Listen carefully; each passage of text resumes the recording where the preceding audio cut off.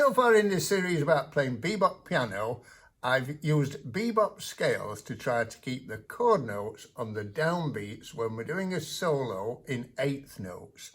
Just a quick reminder about the bebop scales that I've talked about so far. A bebop dominant scale over a G7 chord is basically a G mixolydian mode with one added note, the F sharp. A bebop major scale over a C major 7 chord is basically a C major scale with one added note, the A flat. And we put these added notes in so that as long as we start on a chord note on a downbeat, doesn't matter which chord note we start on and which direction we go in the scale, all the chord notes will fall on the downbeats. So for instance, if I was playing over a C major 7 chord, I started on E up there. All the chord notes fall on the downbeat. By the way, just to remind you that on the dominant 7th chord, we consider the root, 3rd, 5th and 7th as the chord notes. The other notes, which granted are all upper extensions, but we just think of them as non-chord notes in this context. And really important, on the C major chord, we consider the chord notes to be the root, the 3rd, the 5th and the 6th rather than the 7th. So in a real world, of course, it's not always possible or desirable to start with a chord note on the downbeat.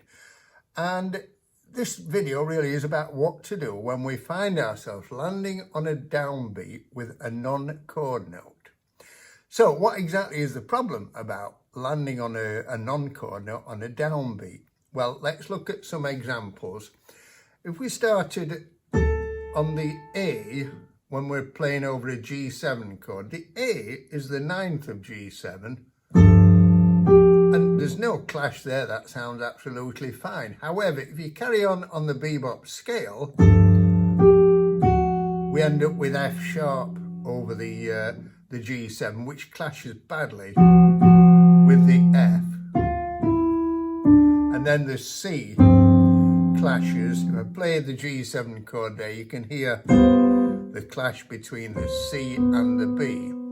Now these clashes, you feel them more when they're on the downbeats. I start on the 13th, E.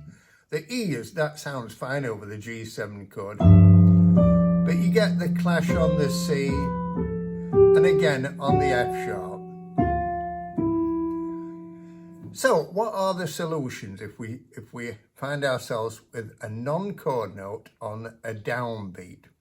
Well, the first one is a simple one, and it's just simply omit the extra note, just revert to the ordinary mode, so mixolydian mode on a dominant 7th and just a major scale on a major 7th chord.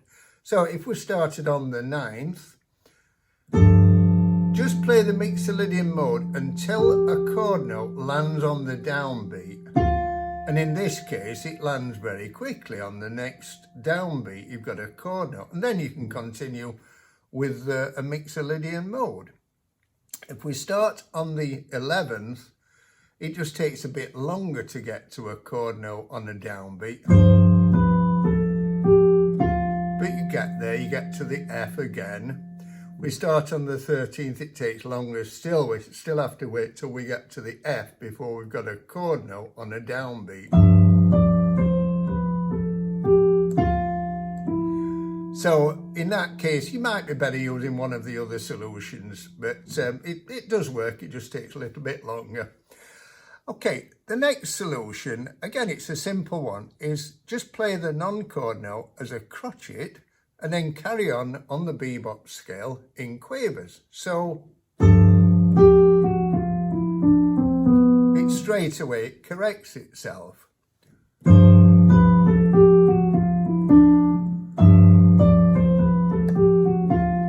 Then when I I've exercised a little bit of caution about is the 11th, because by making it a crotchet,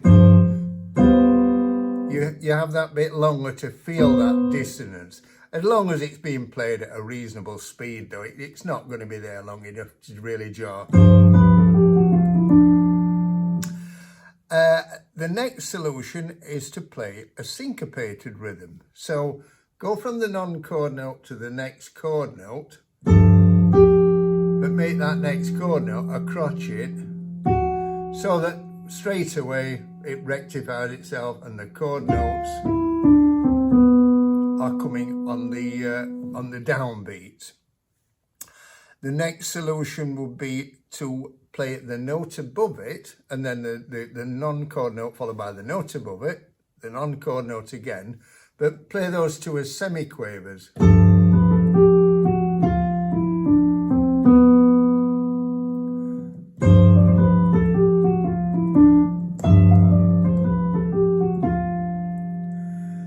And then the fifth solution is to play a semitone in between the non-chord note that you're starting on and the next chord note. So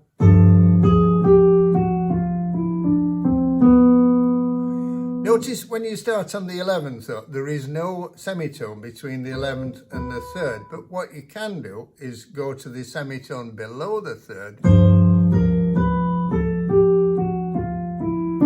That works really well. Start on the 13th.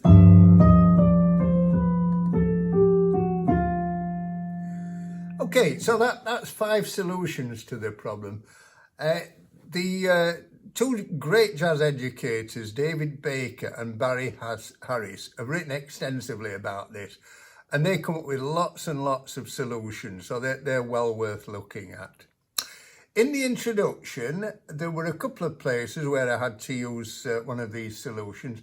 One was on the G7 going to C major 7. This is the second bar.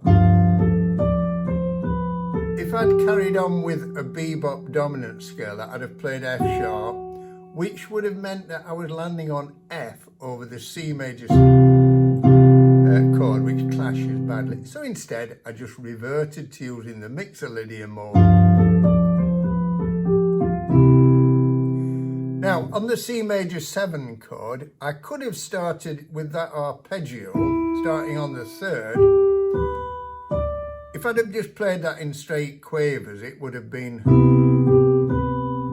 And then I could have gone on to the C, so there wouldn't have been that problem. We wouldn't have had any non-chord notes on the downbeat. But because I chose to play a triplet, that meant that I was ending up on the 9th on the downbeat. So I just used the solution of putting a semitone in between that chord note and the next, in between that non-chord note rather, and the next chord note. Sorry.